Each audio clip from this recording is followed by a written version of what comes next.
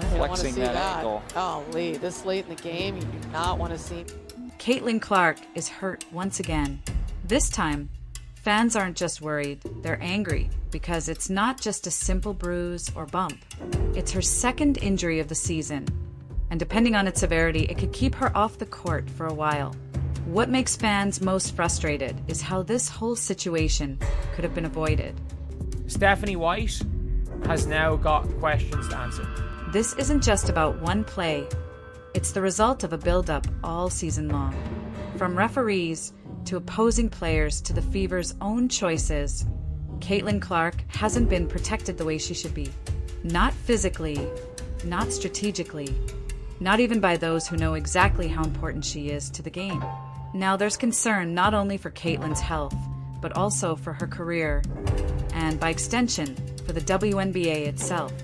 We've already seen what happens when she isn't on the court. Ratings fall, ticket demand drops, and excitement fades. After her last absence, the league got a harsh reality check, and it looks like another one is coming. So, let's break down what happened, why fans are furious with Stephanie White, and how massive mistakes are adding up to what could be one of the biggest wasted opportunities in sports history. But first, hit like and drop a heart in the comments to wish Caitlin a full recovery. Boston hands it off as Clark's back in. She goes down. And mid-court and flexing that ankle. Oh, Lee, this late in the game, you do not want to. This was the play against the Storm where Caitlin Clark appeared to aggravate her groin. Now, she's officially out for an uncertain period of time. Stephanie White called her day-to-day. With Caitlin, when did you guys find out about this groin injury, and how much of an absence do you expect from her beyond today? Yeah, late last night. I think it's very much a day-to-day thing, how she responds to treatment. But fans aren't convinced anymore. Just like Dana, who wasn't really day-to-day, but had requested to sit out while the team quietly explored trade options. Many believe this is more serious than White is admitting. That's why people aren't buying her press conference answers. At this point, it feels like things could go one of two ways. How is she doing? Is there any timeline for her return? Yeah, she's doing well. She's doing well. Again, no timeline. I think it's day to day, and for us to just make sure that we're continuing to be supportive of DB. Even if this injury turns out to be minor, there's reason to believe Caitlin should take extended time off. Not because fans want her benched, but because the pattern is too obvious to ignore. The injuries seem connected, and none of them are being fully healed before she's rushed back. Like, it's one of two things. It's either it's groin tightness and she'll be back for the Commissioner's Cup game. She's probably going to miss these next two games. Or it's a groin strain and she's out for the All-Star game. Like, it's one of those two, and there's no in between. This doesn't look like a random injury from one play. Many fans believe Caitlin has been playing through pain for days, maybe even weeks, and simply aggravated it against the Storm. The theory makes sense when you look at the numbers. Since that physical game against Connecticut, Caitlin hasn't looked right. Not just cold, completely off, especially from three. She's gone 1 for 23 from deep across several games. For someone famous for logo threes, that's not a slump, it's a red flag. And then comes the bigger issue. But I think we're getting into territory now where it is not, I don't think it's a good idea to just chance it. I don't think it's a good idea to put pressure on yourself to perform when obviously these are all left leg. These are all in the same leg area. So there's definitely something going on around them. This is the point where fans are blaming the Fever, and especially Stephanie White. Because if Caitlin really has been playing hurt all this time, it means one thing. She was rushed back before she was ready. If you guys did not see, in this game right here, against the New York Liberty, she's doesn't have anything strapped up, and people are saying her quad was strapped up against Connecticut Sun. That is a very high strapping up for a quad. It's simple. When your body isn't fully healed, you compensate, shifting pressure to other muscles and joints. That's how more injuries happen. So when fans saw Caitlin wearing a heavy wrap on her leg after returning, the obvious question was, should she have come back so early? And looking back at the Storm game, there's one moment that has fans furious with Stephanie White. You guys rushed her back. and within rushing her back, she re-injured that same quad. And then he rushed her back again. And then within rushing her back, she was forced to put pressure and put stress on different areas surrounding that quad. That leads us to our most recent groin injury. Caitlin was put back in the game with only 16 seconds left, and her team already up by 8. Why? Maybe Caitlin wanted to play. Maybe she wanted to break her slump. But the game was already decided. It was the coach's job to protect her, especially this player. That decision falls on Stephanie White. Add in the fact that Caitlin has been playing with her leg taped for multiple games, and you really start questioning White's judgment.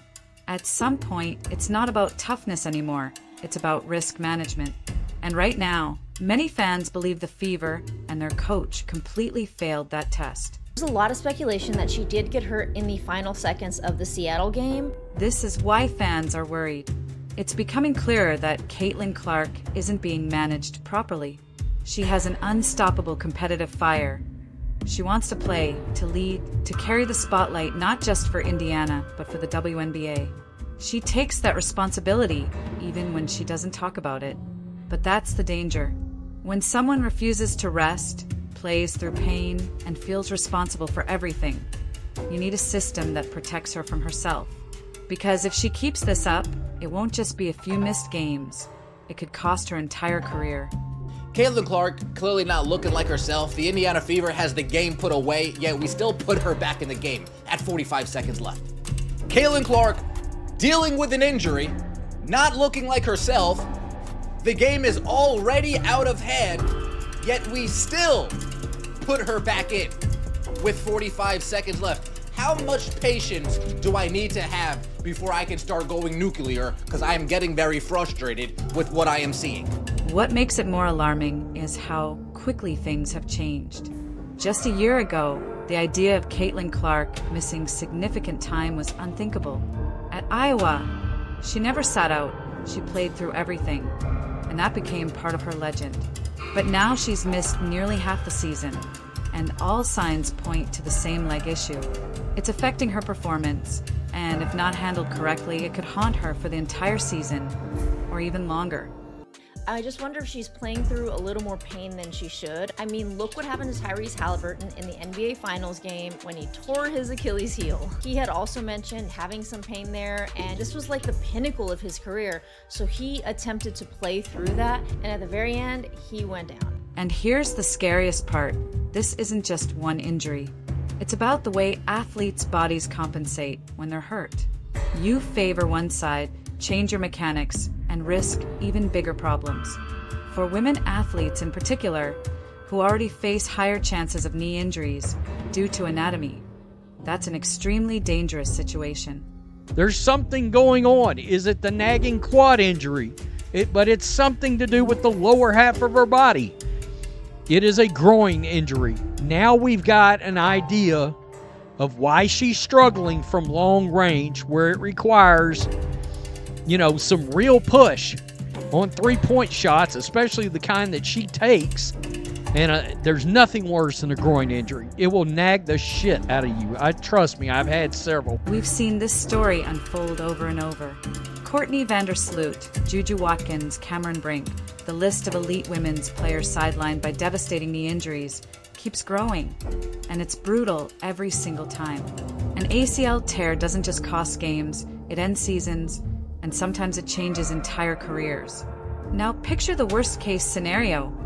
Caitlin Clark going down with one in garbage time, already battling a compromised leg. That wouldn't just hurt her, it would be remembered as the biggest tactical blunder in WNBA history. Period. The league could have lost a decade of progress in a single play. All that momentum, new fans, record ratings, wiped away instantly. And that's not exaggeration. Because here's the fact. No one has ever mattered more to the league's future than Caitlin Clark right now. If you think that's overstated, wait until you see how it impacts other players in just a bit. And to be fair, it's not only on the Fever. Fans and analysts are calling out the WNBA itself, pointing to atrocious officiating that's fueled this whole mess.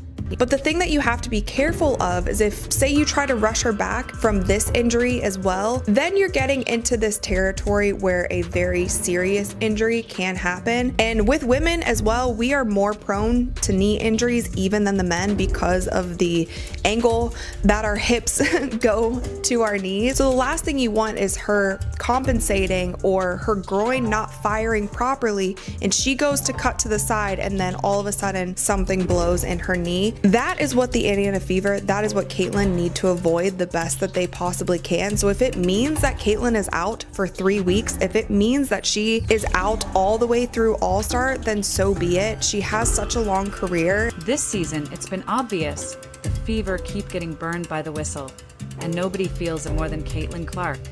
Night after night, opponents take free shots at her. Bumps, grabs, body checks, all with zero consequences.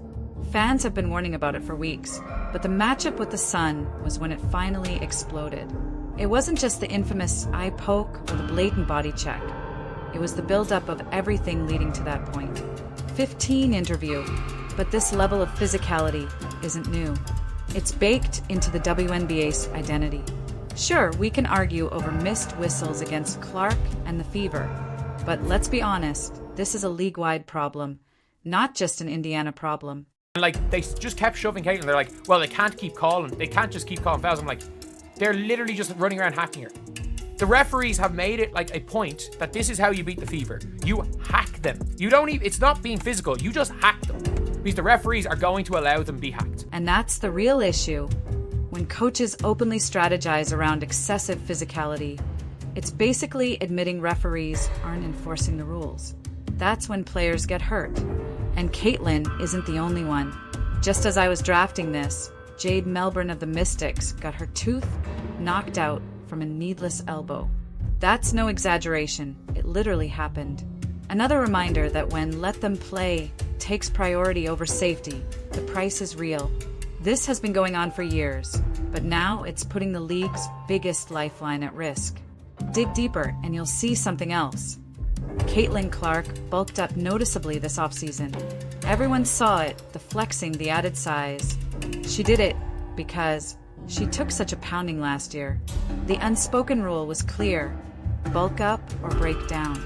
But here's the catch: adding muscle too quickly, especially in your legs and core, changes mechanics. It alters stride, lift, and more dangerously, increases the risk of injury. So maybe, just maybe, if officials actually did their jobs, Caitlin wouldn't have had to armor up like a linebacker just to survive. And maybe then, the league wouldn't be walking into another Clark injury crisis. This is JC Sheldon right here with an entire handful of Caitlin Clark's shoulder and bicep, and she's twisting it. Okay? I mean, this is wild. Here's the zoomed out look, the snapshot.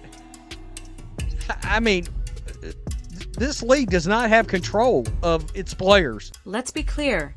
No one is asking for Caitlin Clark to be bubble wrapped.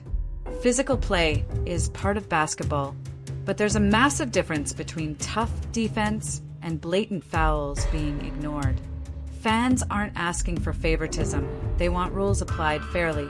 That starts with refs blowing the whistle, not swallowing it when Clark's involved.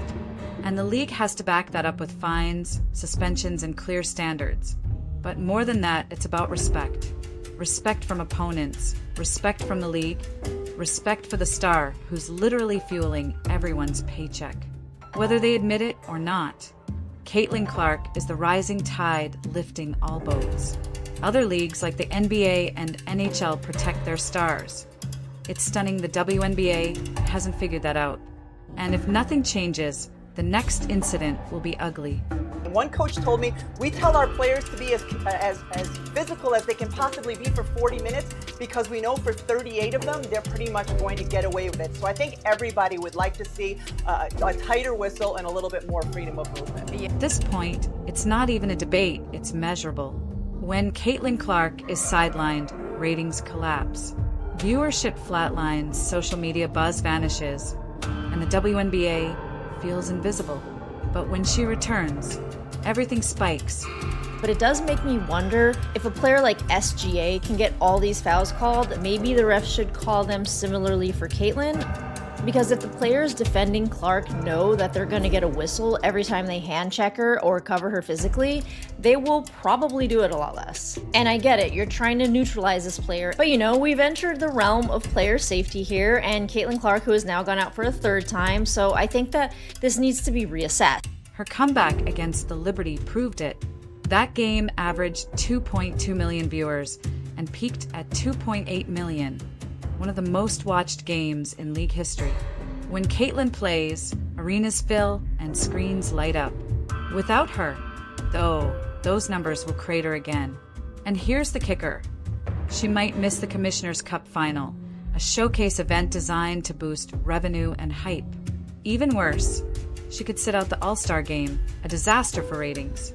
For players, this isn't just about exposure, it's money. Missing just one of those events could cost millions in ads, bonuses, merch, and momentum. This isn't only about the Fever or even Caitlin. It's the whole league gambling with its golden ticket. And fans know it.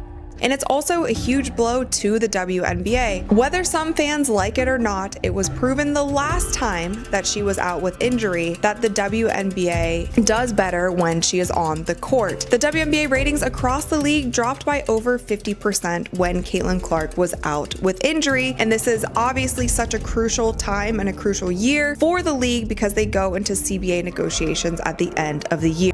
If WNBA players think they still hold leverage after a second Clark absence, they're mistaken. Owners see the truth. Caitlin drives ratings, merchandise, and media buzz. When she's not on the court, everything tanks. Her first injury closed the door on player leverage. This one slams it shut. Yet somehow, the league and even the players don't fully get it. But fans do. That's the nerve, the second-year players clearing out that side of the floor, shooting on Stewie, and then watch the reaction with one another. Stewie's laughing. Caitlin knows it's ridiculous.